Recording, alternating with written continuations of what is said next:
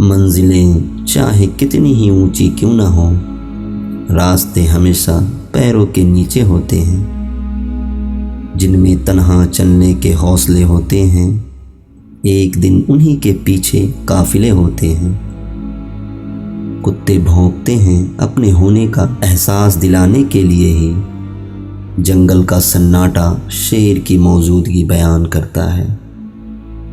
تنقید، فکر بازی اور طنز سے حوصلہ نہ ہارو، شور کھلاڑی نہیں تماشائی کیا کرتے ہیں۔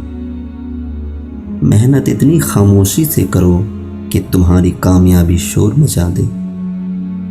اگر راستہ خوبصورت ہے تو معلوم کرو کہ کس منزل کو جاتا ہے، لیکن اگر منزل خوبصورت ہے تو راستے کی پرواہ نہ کرو۔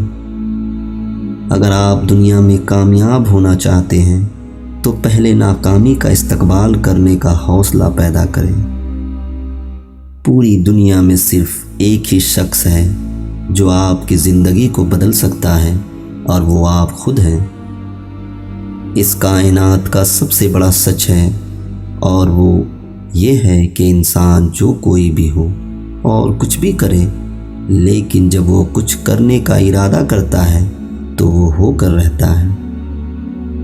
خواب جن کے اونچے اور مست ہوتے ہیں، امتحان بھی ان کے زبردست ہوتے ہیں۔